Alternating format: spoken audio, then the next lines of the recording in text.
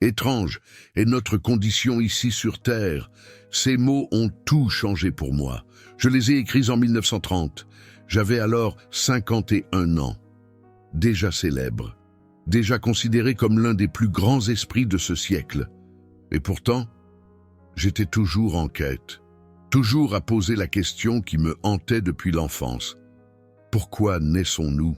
J'ai passé des décennies à chercher la réponse. Je l'ai cherché dans la physique, je l'ai cherché dans les mathématiques, je l'ai cherché dans les étoiles, dans les atomes et dans le tissu même de l'espace-temps. Et ce que j'ai finalement compris n'était pas ce à quoi je m'attendais, pas ce à quoi quiconque s'attendait. Aujourd'hui, je vais partager cette compréhension avec vous. Pas la physique, pas les équations. Quelque chose de beaucoup plus important. La réponse à la question qui anime chaque être humain, qu'il l'admette ou non. Pourquoi êtes-vous ici? Pourquoi êtes-vous né? Quel est le but de tout cela? J'ai lutté avec ces questions toute ma vie. Quand j'étais jeune, vers 12 ans, j'ai vécu ce que je ne peux décrire que comme un Éden religieux. Je croyais, je priais, je pensais comprendre pourquoi j'existais, pour servir Dieu, pour suivre les commandements, pour gagner ma place au paradis.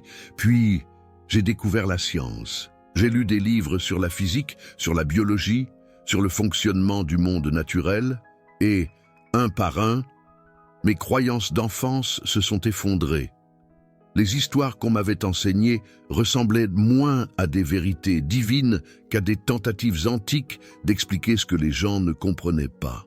À l'adolescence, j'avais perdu la foi, pas graduellement, soudainement, complètement.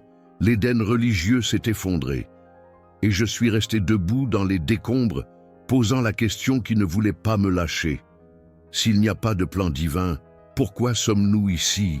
Pendant des années, je n'ai eu aucune réponse. Je me suis jeté dans la physique. Je suis devenu obsédé par la compréhension du fonctionnement de l'univers. Pas pourquoi, comment, les mécanismes, les mathématiques, les lois qui régissent tout, des pommes qui tombent à la lumière qui se courbe. Et j'ai fait des découvertes, la relativité, l'effet photoélectrique, la relation entre la masse et l'énergie. Des choses qui ont changé la façon dont l'humanité comprend le cosmos. En 1905, l'année où j'ai publié mes articles les plus célèbres, je travaillais comme employé au bureau des brevets à Berne. J'avais 26 ans. J'avais une femme et un jeune fils. Et, pendant mon temps libre, je révolutionnais la physique. Cette année-là, j'ai prouvé que la lumière se présente sous forme de paquets discrets que nous appelons maintenant photons. J'ai fourni des preuves que les atomes existent réellement. J'ai montré que l'espace et le temps sont liés. Et j'ai découvert que la masse et l'énergie sont la même chose, liées par l'équation la plus célèbre de l'histoire. E égale mc au carré. Le monde finirait par appeler 1905 mon année miracle. Mais voici ce que personne ne savait, même au moment où je faisais ces découvertes. J'étais hanté par une question plus profonde, une question à laquelle la physique ne pouvait pas répondre. Mais aucune d'elles n'a répondu à la question. Vous pouvez savoir exactement comment l'espace-temps se courbe autour des objets massifs et toujours n'avoir aucune idée de pourquoi tout cela existe. Vous pouvez calculer la trajectoire précise de chaque particule dans l'univers et toujours ne pas savoir quel est le but. La physique vous dit ce qui se passe, elle ne vous dit pas pourquoi c'est important. En 1930, j'étais célèbre depuis plus d'une décennie. Les gens m'écrivaient constamment. Ils voulaient mon opinion sur tout, la politique, la religion, le sens de la vie.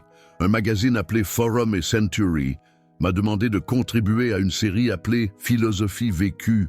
Ils voulaient savoir ce que je croyais.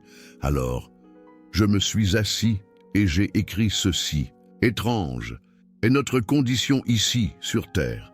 Chacun de nous arrive pour une courte visite, sans savoir pourquoi. Et pourtant, parfois, il semble deviner un but. Cette première phrase a été soigneusement choisie. Je n'ai pas dit mystérieux. Je n'ai pas dit miraculeux. J'ai dit étrange. Parce que c'est ce qu'est l'existence humaine. Étrange, déroutante, inattendu. Nous arrivons sans demander à arriver.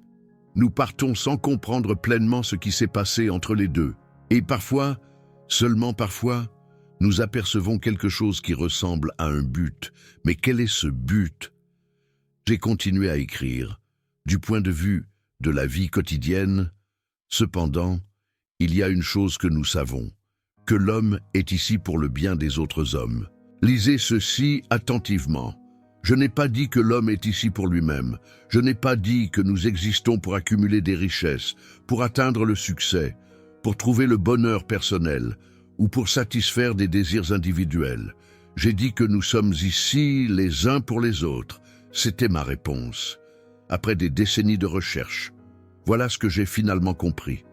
Vous n'êtes pas né pour vous-même, vous êtes né pour les autres. Surtout, ai-je écrit, pour ceux sur le sourire et le bien-être desquels notre propre bonheur dépend, et aussi pour les innombrables âmes inconnues avec le destin desquelles nous sommes liés par un lien de sympathie. Pensez à ce que cela signifie. Votre but n'est pas séparé des autres. Il se trouve dans les autres, dans leur sourire, dans leur bien-être, dans la mystérieuse sympathie qui vous relie à des inconnus que vous n'avez jamais rencontrés et que vous ne rencontrerez jamais. Ce n'était pas une affirmation religieuse. Je ne disais pas que Dieu vous a mis ici pour servir les autres. Je disais quelque chose de plus fondamental. Je décrivais ce que j'avais observé à propos de l'existence humaine elle-même. Nous sommes des créatures sociales. Nous sommes faits pour la connexion. Notre satisfaction la plus profonde ne vient pas de ce que nous obtenons, mais de ce que nous donnons. Ce n'est pas de la poésie, c'est de l'observation. C'est ce qu'un physicien voit lorsqu'il regarde de près la vie humaine. Mais je ne me suis pas arrêté là. Je suis allé plus loin. Plusieurs fois par jour, je réalise à quel point ma propre vie extérieure et intérieure est construite sur le travail de mes semblables, vivants et morts. Et avec quel sérieux je dois m'efforcer de donner en retour autant que j'ai reçu. C'est la partie que la plupart des gens manquent lorsqu'ils parlent de mes croyances. Je ne disais pas seulement que nous existons pour les autres, je disais que nous devons aux autres. Nous sommes des débiteurs. Chaque respiration que vous prenez, chaque confort dont vous jouissez, chaque pensée que vous pensez est rendue possible par le travail des gens qui vous ont précédés et des gens qui vous entourent maintenant. La nourriture que vous mangez a été cultivée par quelqu'un d'autre. La langue dans laquelle vous pensez a été créée par d'innombrables générations. L'appareil que vous utilisez pour entendre ces mots a été construit par des milliers de mains et d'esprits que vous ne connaîtrez jamais. Vous n'avez pas mérité votre existence, vous l'avez hérité, et cet héritage s'accompagne d'une obligation. Je ressentais cela profondément. En fait, j'ai avoué quelque chose dans cet essai qui a surpris beaucoup de gens. Ma tranquillité d'esprit est souvent troublée par le sentiment déprimant d'avoir trop emprunté au travail des autres. Oui, le grand Albert Einstein, lauréat du prix Nobel, révolutionnaire de la physique, avait l'impression de ne pas avoir assez donné. Il se sentait comme un débiteur qui n'avait pas remboursé ses prêts. Ce n'était pas de la fausse modestie, c'était la conclusion logique de la compréhension de la raison pour laquelle nous sommes nés. Si nous existons pour les autres, alors nous devons nous demander constamment si nous remplissons ce but, si nous donnons autant que nous avons reçu, si nos vies rendent les vies des autres plus nobles et plus belles. La plupart du temps, la réponse honnête est non. Étrange est notre condition ici-bas, un sentiment de mystère, mêlé à une curiosité insatiable, doit imprégner notre esprit. On prend plus qu'on ne donne, on se concentre davantage sur soi-même que sur les autres. On oublie la dette, et cet oubli est la source de la plupart des malheurs humains.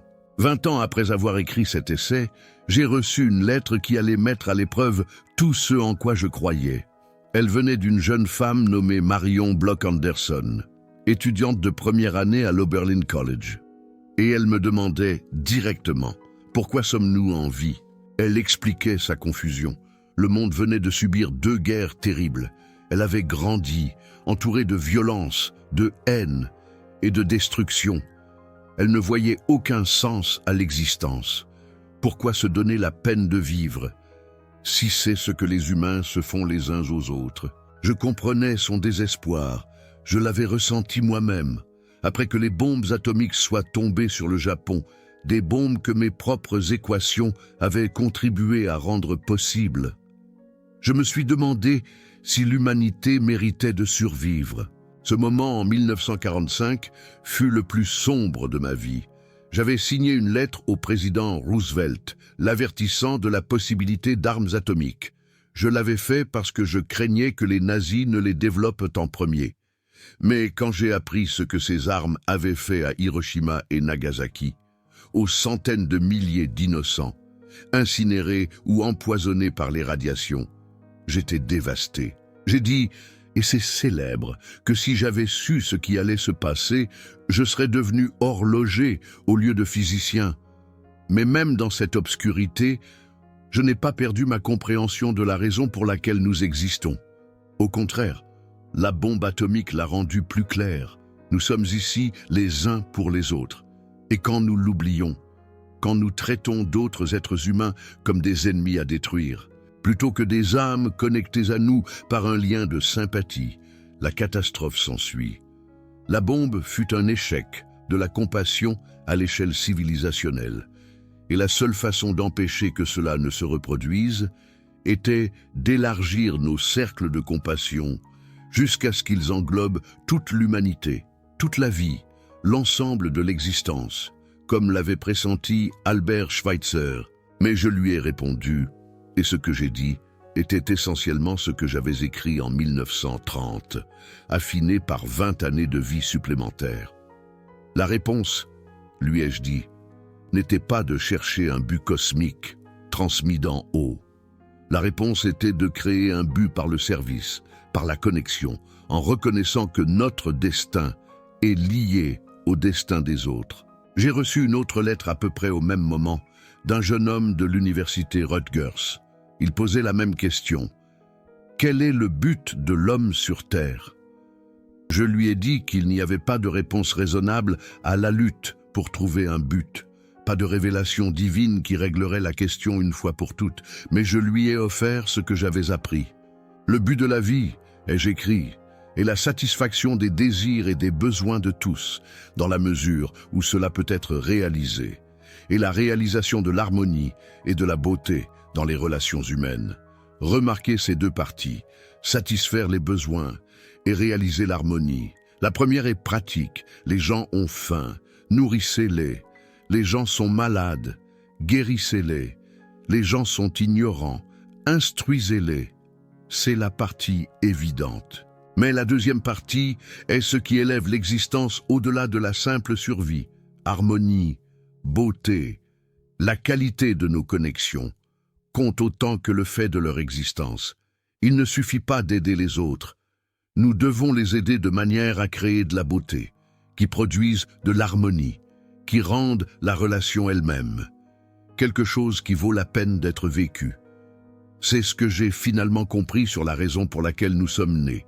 Nous sommes ici pour servir les autres, pas à contre-cœur, pas comme un devoir imposé de l'extérieur, mais comme l'expression naturelle de ce que nous sommes vraiment. Nous sommes des parties d'un tout, et le tout ne s'épanouit que lorsque les parties prennent soin les unes des autres. En 1950, j'ai écrit une lettre à un père en deuil qui capturait parfaitement cette compréhension. Il s'appelait Robert Marcus. Son fils de 11 ans venait de mourir. Il m'a écrit pour chercher du réconfort et je lui ai offert la vérité la plus profonde que je connaissais. Un être humain fait partie du tout, ai-je écrit, appelé par nous univers, une partie limitée dans le temps et dans l'espace. Il se perçoit lui-même, ses pensées et ses sentiments, comme quelque chose de séparé du reste, une sorte d'illusion d'optique de sa conscience. C'est la clé. Nous nous sentons séparés, nous nous sentons comme des individus isolés, seuls dans nos crânes, regardant un monde qui n'est pas nous. Mais ce sentiment est faux, c'est une illusion d'optique, un tour de la conscience. En réalité, nous ne sommes pas séparés du tout, nous sommes connectés à tout. Nos atomes ont été forgés dans des étoiles anciennes. Nos pensées sont faites de langage, qui nous a été donné par les autres. Notre propre sens de soi a été façonné par la société dans laquelle nous sommes nés. L'effort pour se libérer de cette illusion, ai-je continué, est la seule question de la vraie religion. La vraie religion, pas la religion de mon enfance, avec son Dieu personnel qui récompense et punit, mais une religion plus profonde. Une religion cosmique, comme je l'ai appelée ailleurs. La religion de la reconnaissance de notre connexion au tout. Et comment nous libérons-nous de l'illusion de la séparation? En élargissant notre cercle de compassion. Notre tâche doit être de nous libérer de cette prison, en élargissant notre cercle de compassion, pour embrasser toutes les créatures vivantes et toute la nature dans sa beauté. C'est la réponse. C'est pourquoi vous êtes nés, pas pour accumuler, pas pour réussir, pas pour devenir quelqu'un d'important, mais pour élargir votre cercle de compassion, pour étendre votre préoccupation au-delà de vous-même, pour reconnaître que votre bien-être ne peut être séparé du bien-être des autres. En 1922, bien avant d'avoir pleinement élaboré cela, j'ai eu une expérience curieuse à Tokyo. Je visitais le Japon pour une tournée de conférences. J'étais déjà célèbre à l'époque, et partout où j'allais, des foules se rassemblaient pour me voir. C'était écrasant. Un soir, un messager est venu à ma chambre d'hôtel pour livrer quelque chose. Je voulais lui donner un pourboire, mais j'ai réalisé que je n'avais pas d'argent japonais. Alors, à la place, j'ai pris un morceau de papier à en-tête de l'hôtel, et je lui ai écrit une note. Je lui ai dit que peut-être un jour, cela vaudrait plus qu'un simple pourboire. J'étais à moitié en train de plaisanter, mais des décennies plus tard, cette note s'est vendue aux enchères pour plus d'1,5 million de dollars. Qu'ai-je écrit dessus? Une vie calme et modeste apporte plus de bonheur que la poursuite du succès, combinée à une agitation constante. Les gens pensaient que c'était un conseil profond sur le bonheur, et ça l'était. Mais c'était aussi lié à tout ce que je comprenais. La poursuite du succès est la poursuite du soi séparé. C'est l'illusion en action. Elle vous maintient concentré sur vous-même, sur vos réalisations, sur votre statut par rapport aux autres. Et elle produit de l'agitation, constante, sans fin. Parce que le soi séparé ne peut jamais être satisfait. Il y a toujours plus à accomplir. Toujours quelqu'un qui réussit mieux. Toujours un objectif qui reste hors de portée. Mais une vie calme et modeste, une vie axée non pas sur l'accumulation, mais sur la connexion. Une vie où vous reconnaissez que vous êtes ici pour les autres. Cette vie apporte un bonheur authentique. Pas le bonheur d'obtenir ce que vous voulez, mais le bonheur d'être ce que vous êtes réellement, une partie du tout. J'ai aussi écrit quelque chose en 1930 qui semblait dur, mais qui était en fait libérateur. Pour faire du confort ou du bonheur un but, cela ne m'a jamais attiré. Un système d'éthique bâti sur cette base ne suffirait que pour un troupeau de bétail. Albert Einstein le disait lui-même. On cite parfois cela comme preuve que j'étais contre le bonheur. Mais cela passe entièrement à côté du sujet. Je n'étais pas contre le bonheur. J'étais contre le fait d'en faire un but. Quand vous faites du bonheur votre but, vous finissez par le courir après. Et le bonheur, comme l'horizon, s'éloigne à mesure que vous approchez. Plus vous le poursuivez directement, plus il vous échappe. Mais quand vous faites du service votre but, quand vous vous concentrez sur les autres plutôt que sur vous-même, le bonheur arrive comme un effet secondaire. Pas parce que vous l'avez mérité, pas parce que vous l'avez manifesté, mais parce que c'est le résultat naturel de vivre en accord avec votre véritable nature. Le bétail recherche le confort. Il mange de l'herbe, cherche l'ombre et évite la douleur. Il n'y a rien de mal à cela pour le bétail. Mais les humains peuvent faire quelque chose de plus. Les humains peuvent choisir des buts au-delà de leur propre confort. Les humains peuvent se dédier à des idéaux. Et quels idéaux ai-je choisi? Moi, Albert Einstein. Les idéaux qui ont toujours brillé devant moi et m'ont rempli de la joie de vivre sont la bonté, la beauté et la vérité. La bonté, être bon envers les autres. Agir avec gentillesse, élargir le cercle de la compassion, pas parce que quelqu'un l'ordonne, pas parce que vous serez récompensé dans un au-delà, mais parce que la bonté est sa propre récompense. Parce qu'agir en accord avec votre vraie nature, qui est la connexion, produit sa propre satisfaction. La beauté, reconnaître et créer la beauté dans les relations, dans les idées, dans le monde. L'univers est stupéfiant de beauté. Chaque équation que j'ai découverte était belle. Chaque acte de véritable gentillesse est beau. La chose la plus belle que nous puissions expérimenter est le mystérieux. C'est la source de tout art et de toute science véritable. Comme disait Victor Hugo, le beau, c'est le vrai traduit dans le langage idéal. La vérité, chercher à comprendre la réalité telle qu'elle est réellement, pas comme nous voudrions qu'elle soit, pas comme la tradition l'affirme, mais comme l'observation attentive et la pensée honnête le révèlent. Ces trois idéaux ont donné un sens à ma vie.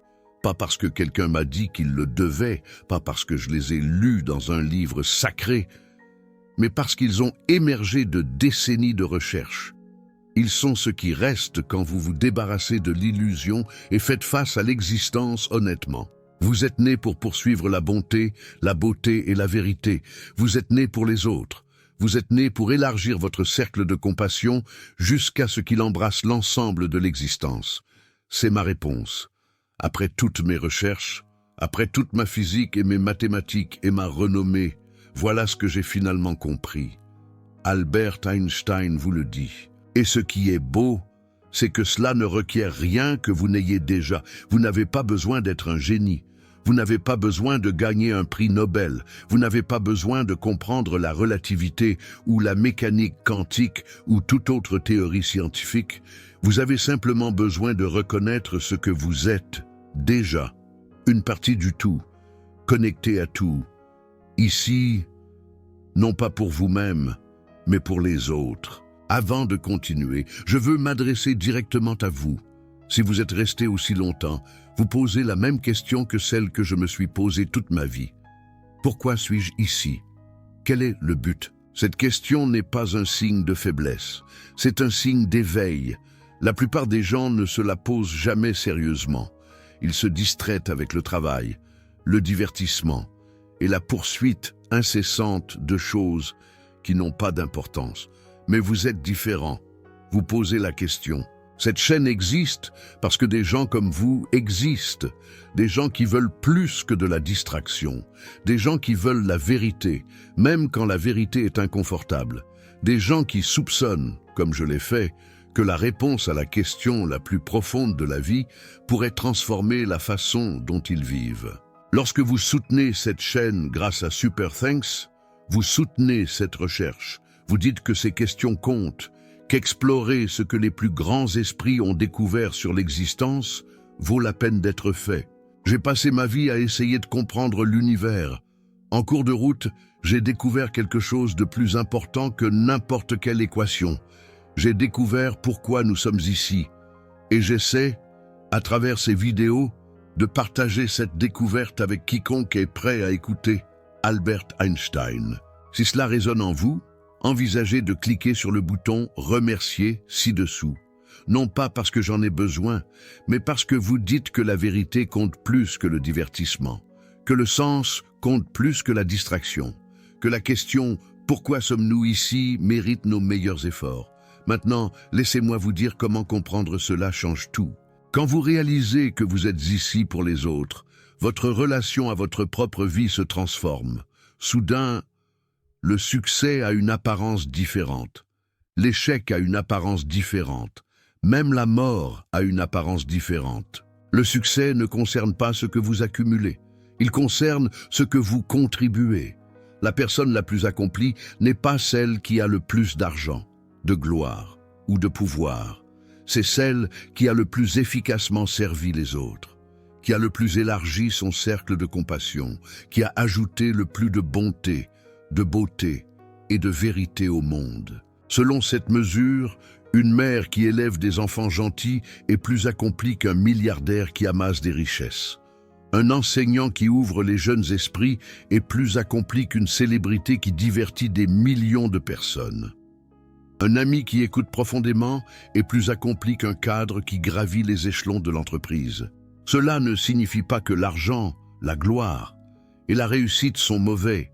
Ils sont neutres, des outils qui peuvent être utilisés pour le service ou pour l'égoïsme.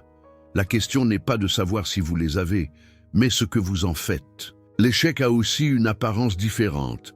Quand vous comprenez que vous existez pour les autres, l'échec ne consiste pas à ne pas atteindre vos propres objectifs. Il consiste à ne pas servir, à ne pas se connecter, à ne pas élargir votre cercle de compassion quand vous en avez l'opportunité. Mais voici la chose remarquable. Ce type d'échec peut toujours être corrigé, immédiatement. Dans cet instant, vous pouvez choisir de vous tourner vers l'extérieur, de demander qui a besoin de vous, de reconnaître les innombrables âmes inconnues au destin desquelles vous êtes connectés par un lien de sympathie. Il n'est jamais trop tard pour commencer à vivre pour les autres. Il n'est jamais trop tard pour accomplir le but pour lequel vous êtes né. Albert Einstein vous le confirme. Et la mort? La mort a aussi une apparence différente. Si vous croyez que vous existez seulement pour vous-même, la mort est l'anéantissement total. Tout ce que vous avez construit, tout ce que vous avez accompli, tout ce que vous étiez disparaît dans le néant. Cette perspective terrifie la plupart des gens. Elle motive la recherche désespérée d'une immortalité personnelle que j'ai toujours rejetée. Albert Einstein. Mais si vous comprenez que vous existez pour les autres, la mort est transformation, pas anéantissement. Le bien que vous avez fait continue de vivre dans les personnes que vous avez touchées. Les idées que vous avez partagées persistent dans les esprits que vous n'avez jamais connus. La compassion dont vous avez fait preuve se répand à travers le temps d'une manière que vous ne pouvez pas imaginer. J'ai écrit à un père en deuil que son fils existait toujours. Pas au paradis, pas dans un royaume surnaturel, mais dans le tissu éternel de l'espace-temps, dans l'univers bloc où le passé, le présent et le futur sont tous également réels. C'est ainsi que Albert Einstein voyait les choses. Mais il y a un autre sens dans lequel les morts continuent.